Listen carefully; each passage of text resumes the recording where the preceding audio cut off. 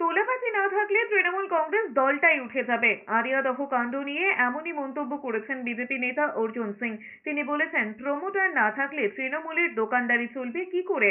অর্জুনের আরো মন্তব্য, তোলা নিয়ে তৃণমূলের মধ্যে লড়াই আছে, আই ওয়াশ করতে এখন সেই সমস্ত কথাবার্তা বলছেন সৌগত রায়, মদন মিত্র। অন্যদিকে জয়ন্ত সিং এর বিশাল অট্টালিকা সম্বন্ধে কামারহাটি পুরসভা নাকি কিছুই জানে না।